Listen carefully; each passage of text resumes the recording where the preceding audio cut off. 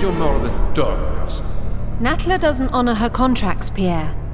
I'd move on if I were you. No, mademoiselle. Natla and I understand each other. I find things for her, and she rewards me handsomely. But you seek the very thing she does. That is why you are not trusted. I trust my instincts. And that is why you are in second place.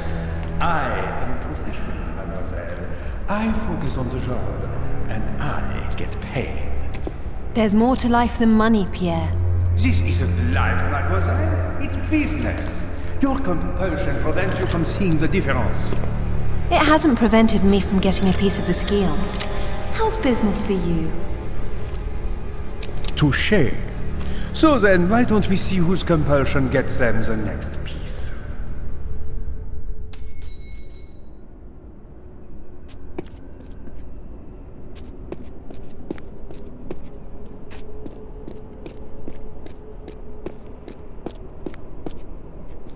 One of the interesting things about the sequence of Lara going to Natla's office was how she went up the elevator shaft, because when we were looking at the sequence, it seemed like it was going to be pretty boring in the original game. Her just breaking into an office and going up, rifling through Natla's drawers. So we came up with this idea of her using the counterweight to fly up the lift shaft, and it's kind of interesting because I remember that basically that actually got sort of, plagiarised to slight way. No, not plagiarised. What's the word? It was homaged in the Matrix movie, which was pretty cool actually. And then in remaking the office section, we decided to use that space to actually build a little bit more information on Natla, because we don't really get to see a lot of Natla. So we came up with this idea of, instead of Lara originally just read some kind of diary, she gets to look through Natla's Video logs, exactly, and we get a little bit of backstory both on Larson and Pierre, and it was an interesting way to sort of get more character going on without Lara having to sort of interact with them or change the sequences too much. So originally, old Pierre, you just fight him here. He just runs out and starts gunning you down, basically. But we wanted to, first of all, make a character that was a little bit more interesting than just to shoot first and ask questions later. But we also wanted to sort of keep one of the aspects of Pierre that made him really interesting in the first game, I really liked about him anyway, which is that pretty much you had to fight him about 3 or 4 times throughout the level, and you'd shoot him loads and loads of times, and then he just suddenly decided, that's it, I'm running away, and he just, as soon as he went out of line of sight, he just vaporised, basically. which was a little cheap. So when we came to doing the remake, I was going, that's great. I love the way that he just goes behind a pillar and vanishes, and everyone's going, no, it's rubbish, it's ridiculous. Where does he go? So we actually decided to play on that in the cutscene and have him sort of be sort of this ninja guy who could be anywhere behind any pillar potentially, and basically work that into the cutscene.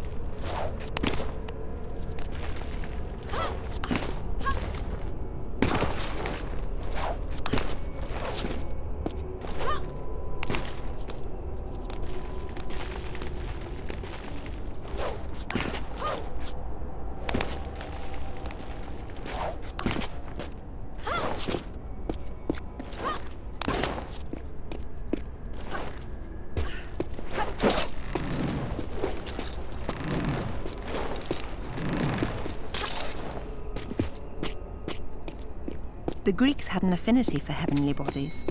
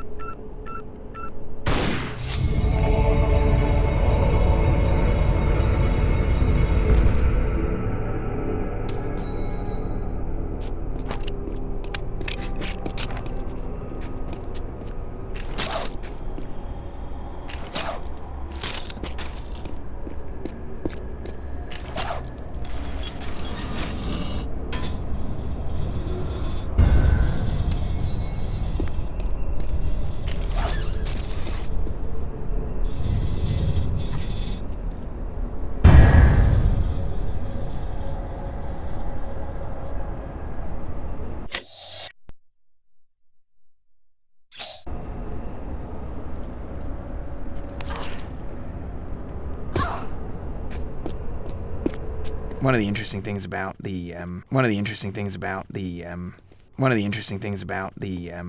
sequence of Lara going to Natla's office was how she went up the elevator shaft. Because when we were looking at the sequence, it seemed like it was going to be pretty boring in the original game. Her just breaking into an office and going up, rifling through Natla's drawers. So we came up with this idea of her using the counterweight to fly up the lift shaft. And it's kind of interesting because I remember that basically that actually got sort of, plagiarised slightly. No, not plagiarised. What's the word? It was homaged in the Matrix movie, which was pretty cool actually.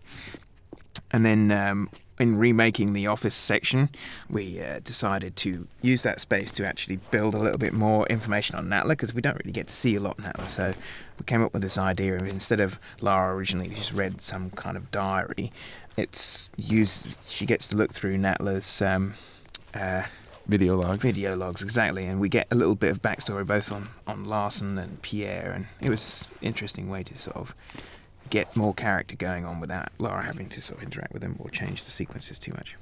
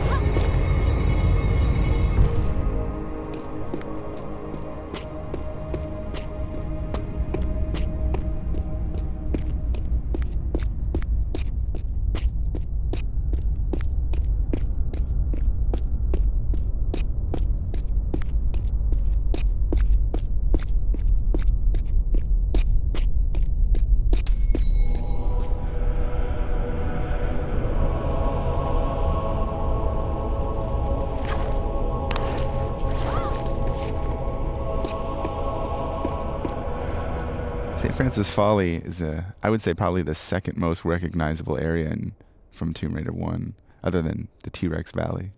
I think a lot of people really remember that sort of big vertical room and the climbing up the broken thing in the middle. So, I mean, we really wanted to sort of keep that feel when we redid it, and then just sort of make it more involved and sort of more challenging to the player this time. But essentially, it's pretty much unchanged. We even sort of went back and duplicated the textures from the original for like the floor panels in the middle, because they're sort of so recognizable. Yeah, I mean, it was an interesting sort of goal with that area when we were, because it's quite common that game designers, even when they have a 3D vertical sort of space that they can play with, they tend to sort of end up just making long flat things anyway. So that particular area from the original game was just sort of, let's go as vertical as we possibly can and see what we can do with it. And it was great with Lara being so sort of easy to kill, because it was such a frightening space to move through. And you know, as usual with Anniversary, everything is double the size now, so it's even more frightening looking.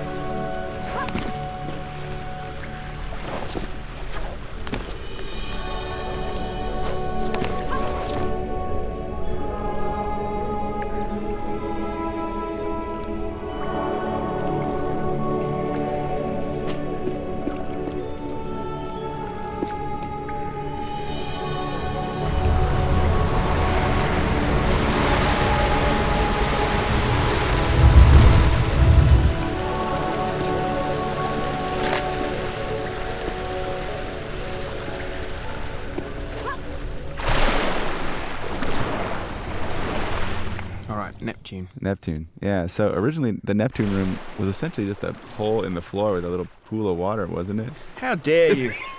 No, like the goal with the Neptune area was to actually give people a sense of real claustrophobia underwater. So it was an extremely long shaft, and the moment you stepped into it, it sucked you all the way down to the bottom. And I wanted to get this feeling of like that terror of being, deep underwater and knowing that you can hardly swim back. So because the draw distance on the original Tomb Raider, basically it faded to black after not very far. The cool thing about the Neptune room was that you get sucked down this hole so far that it's black above you. You can't even see the surface anymore. And it was that horror of being pulled down to your doom that I was trying to get with the Neptune room. And then basically you have to just find a switch and turn off the current and swim up just in the nick of time. But Sure. What did you guys do? Looks pretty crazy. Yeah. So we took that original area where you get sucked down, and then we built an entire new room off the side of that. So instead of just pulling the switch and swimming back up, now you pull the switch and you go into an entirely new room themed around Neptune and water. Though, you know what? I just realized we renamed this room. What did you rename it to? It's Poseidon. Oh, it's good. Yeah. See, this goes back to originally Toby not knowing who the Greek and the Roman gods were. Oh, well, it's not as bad a mistake as Thor, though, is it? It's true. Yeah. So while the original room was Neptune, this is now the Poseidon room. So that it's the same god, just now it's appropriate to Greece. Yeah. So that works out fictionally better. But the room's still sort of all water-centric. And you just sort of swim around and do stuff and get the thing and then swim back up the down to hole. your doom. Well, you still got to swim back up.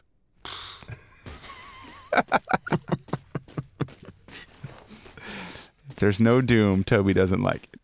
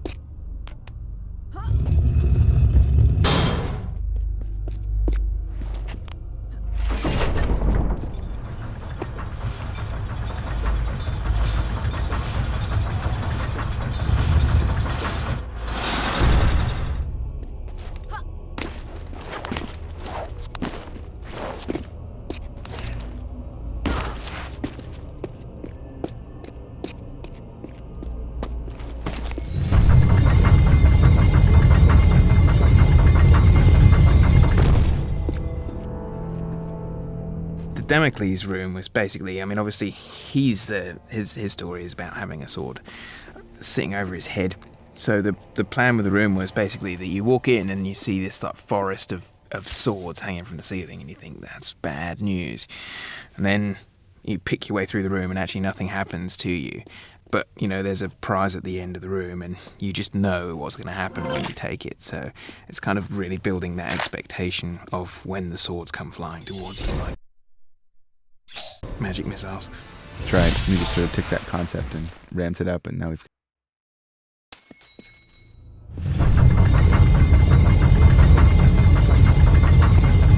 Damocles' room was basically, I mean, obviously his story is about having a sword sitting over his head.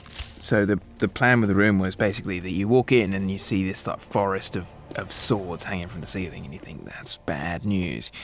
And then you pick your way through the room and actually nothing happens to you.